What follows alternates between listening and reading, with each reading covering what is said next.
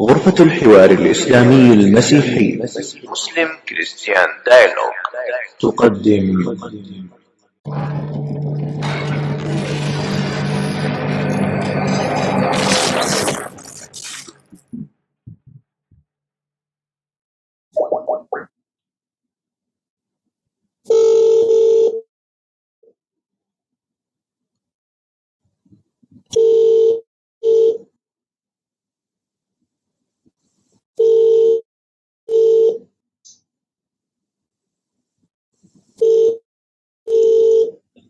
الو سلام ونعمة. الو الو سلام. الو سلام ونعمة. الدكتور اشرف معايا. ايوه الرب يباركك ويبارك تعب محبتك. ايوه معاك اهلا وسهلا بيك. تعيش رب يستخدمك في خدمة للصلاة.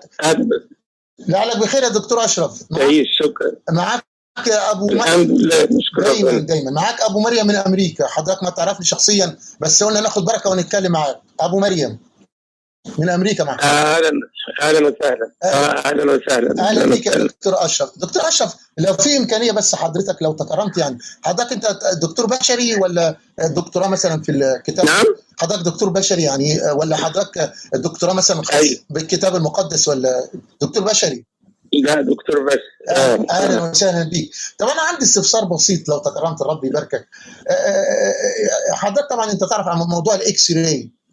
لو نفترض واحد عنده ايوه عنده مشكله في الصدر كويس تمام. هل في ايوه والمفروض يعمل اكس راي عشان تتاكد تشوف صدره كويس ولا لا؟ مش المفروض كده ولا غلطان؟ ما يكون واحد مثلا تعبان صدر عنده ايه حضرتك؟ لو عنده مشكله في الصدر مش المفروض يعني اي بي سي تعمل له اكس راي قبل اي اجراءات على الاطلاق؟ مظبوط ممتاز جدا جدا. طيب حضرتك هل ممكن الشخص اللي عنده المشكله يبعت اخوه ويعمل له الاشعه لاخوه ولا لازم نفس الشخص؟ لا طبعا لازم نفس الشخص. ممتاز جدا جدا يا فندم. طيب نفترض دلوقتي برضه حضرتك يعني الشخص اللي هو المصاب او المريض المفروض هو اللي يعمل الاكس راي، ما ينفعش شخص غيره عشان نتاكد. طب لو نفترض حضرتك قاضي او محامي تمام وانا عملت جريمه يا فندم، انا عملت جريمه، هل ممكن اخويا ابعته يدخل السجن مكاني او يتعدم مكاني؟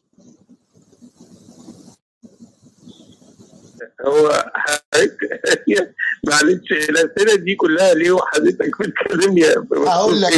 هقول لك ليه معلش لازم يكون. انا بشكرك على سعه صدرك. هقول لك ليه. شوف انت راجل دكتور يعني راجل عالم يعني دارس وراجل اكاديمي.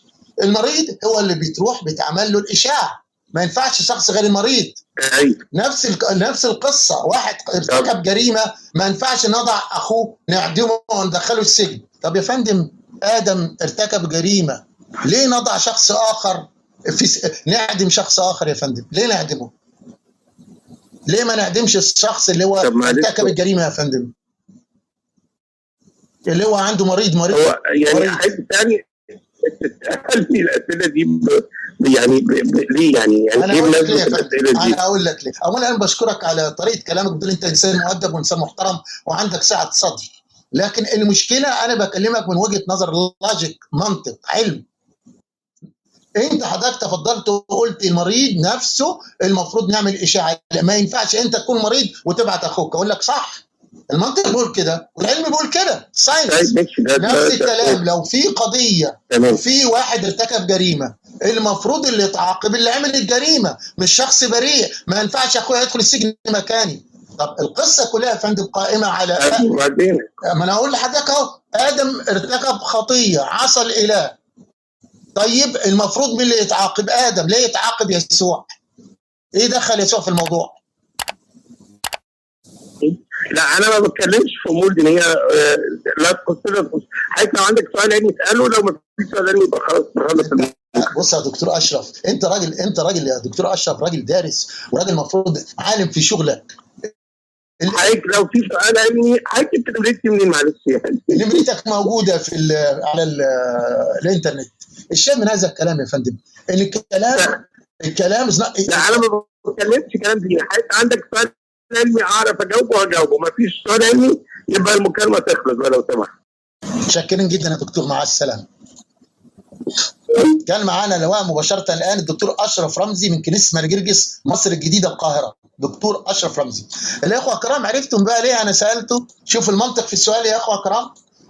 العقيده كلها عقيده غير منطقيه، ما فيش منطق فيها اساسا. واحد مريض يبعت واحد تاني يعمل اشاعه، هو اللي عنده مشكله في الصدر يبعت واحد تاني يعمل اشاعه، واحد ارتكب جريمه يبعت واحد شخص تاني يتعاقب مكانه. هذا ليس منطق، ده مش منطق ابدا.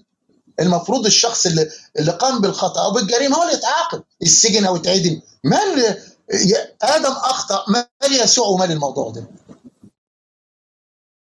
مع تحيات إخوانكم في غرفة الحوار الإسلامي المسيحي. عباد المسيح لنا سؤال نريد جوابه ممن وعاه. إذا مات الإله بصنع قوم أماتوه فما هذا الإله؟ وهل أرضاه ما نالوه منه؟ فبشراهم إذا نالوا رضاه. وإن سخط الذي فعلوه فيه فقوتهم إذا أوهت قواه. وهل بقي الوجود بلا إله سميع يستجيب لمن دعاه؟ وهل خلت الطباق السبع لما ثوى تحت التراب وقد علاه؟ وهل خلت العوالم من إله يدبرها وقد